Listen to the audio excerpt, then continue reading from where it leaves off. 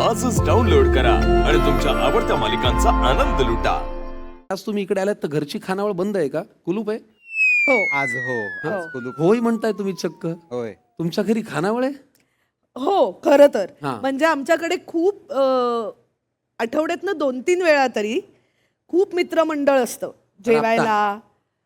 असं दुपारी चहाला आले ते चहा पोहे वडा करत रात्रीचं जेवून मग सकाळचा ब्रेकफास्ट करून जाणारी अशी माझ्या घरात रेग्युलरली खूप माणसं असतात. म्हणजे त्या घराला ना थोडंसं असं म्हणलंच जातं की माणूस येतो.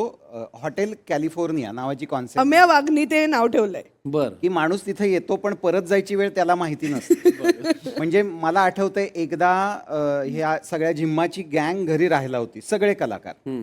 आणि मी पहिल्या दिवशी ते थांबले, दुसऱ्या दिवशी सकाळी मी माझ्या कामाला गेलो. संध्याकाळी मी घरी आलो तर ती माणसं तशीच पडलेली होती त्या घरात.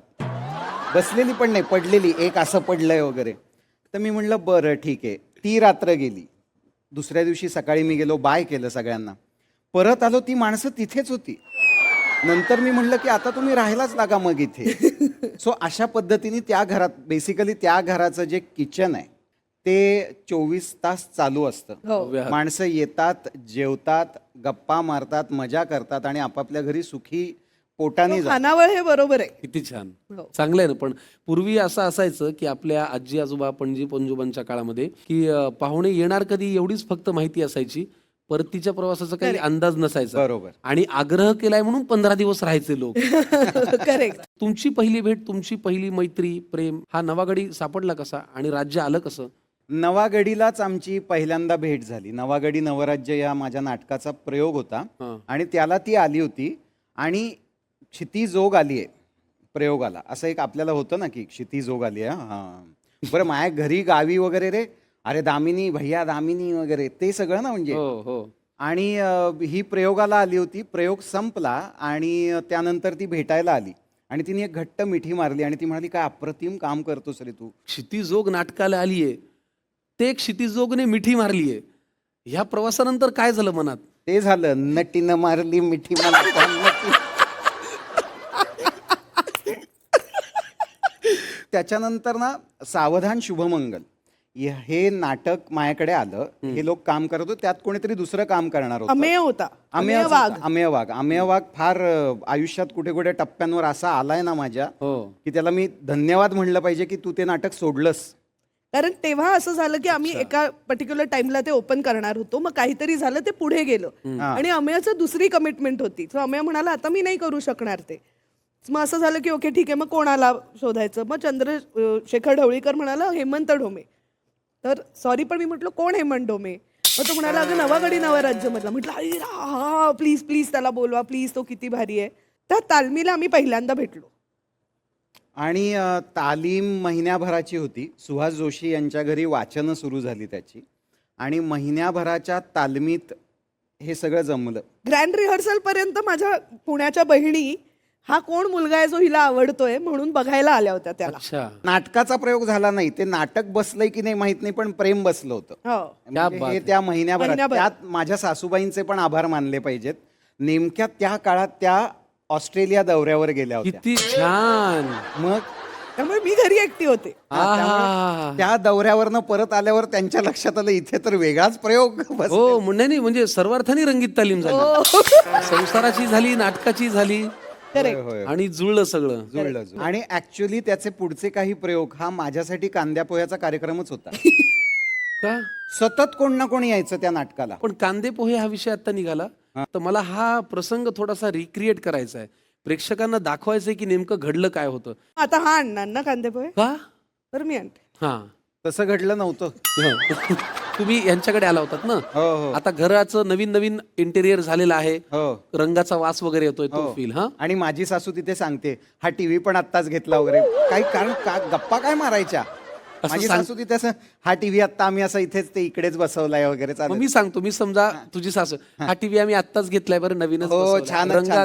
आणि गप्पा बघा. नाही पण ते ह्या कंपनीचा चांगलाच असतो, 10 वर्ष टिकतो वगैरे. हो आले कांदे पोहे आले. हे बघा मी आहे, हा मी आहे. हो. हे सगळं चाललंय इकडे आणि माझ्या हातात पेपर आहे, पेपर. हा. आणि मी हे बघ पूर्ण वेळ असा आहे. हे का? काय माहिती. अरे अशक्य हसू येत होतं. मरणाचं हसू येत होतं. कांदे पोहे खाऊया आपण. खाऊया ना कांदे हो पोहे. पण ती छान करते कांदे पोहे. अप्रतिम कांदे पोहे, अप्रतिम. वा क्या बात आहे. हा हा हा हा हा हा हा हा. हे कांदे पोहे आहेत. हे कांदे पोहे नाहीयेत. ही इडली चटणी आहे. हो कारण आमच्या बघाबगीच्या कार्यक्रमाला इडली चटणी असं बनवण्यात आलेलं होतं. कांदे पोहे नव्हतेच. नव्हते. कांदे पोह्याच्या कार्यक्रमाला इडली चटणी अशी अशी आयडिया होती. म्हणजे खऱ्या अर्थाने बघण्याच्या कार्यक्रमाच्या झांजा वाजल्या होत्या, हो की नाही. पण मला एक सांग, तुझ्या मनात अपेक्षा कांद्या पोह्याचीच होती ना. हो हो हो. अरे आपण लहानपणापासून काय स्वप्न बघतो. आयुष्य हे जेव्हा केव्हा आपल्या आयुष्यात हा प्रसंग येईल तेव्हा कांदे पोहे आणि चहा. पण लहानपणापासून तू ही स्वप्न का बघतोयस? आपण मोठं होऊन काहीतरी करू आयुष्यात, आपण करिअर करू, आपण असं काहीतरी करू, हे बघायचं स्वप्न सोडून तिकडे कधीतरी आपल्या आयुष्यात एक मुलगी कांदे पोहे घेऊन येईल, ही स्वप्नच काय आहेत? मुळात माझं तर हेही स्वप्न होतं लहानपणापासून की बायको प्रेमळ असेल, मृदुभाषी असेल, चार चौघात अपमान करणार नाही. पण आता घडतंय काय? सगळी स्वप्न पूर्ण होतातच असं नाही ना. अरे तू म्हणालास तसंच आहे. झांजा वाजल्यात आयुष्याच्या. तिकडची पहिली भेट तर डेंजर होती. आम्ही बाबाकडे गेलो होतो जेव्हा ती भेटायला. मला म्हणाली एकदा बाबाला भेट आणि सांग. बाकी मी बोललेच आहे बाबाशी. मी आपला गेलो, आनंदजोग बसलेत तिथे. बरं दरारा व्यक्तिमत्व वगैरे आहे की नाही, आवाज तो. तर मी आपला बसलोय. हो हो हो होच ना, हो सर, हो हो हो. काय मग आवडते ही तुला? तर हो सॉरी चुकलं म्हणजे, पण आवडते म्हणजे काय आवडते का तुला?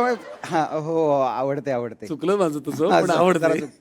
हे बघ, हे जे काय करायचंय तुझ्या जबाबदारीवर करावं लागेल. नंतर उलटून 1-2 वर्षांनी तुमचं कसं चुकलं वगैरे, मी आत्ताच तुला सांगतोय प्रकरण डेंजर आहे.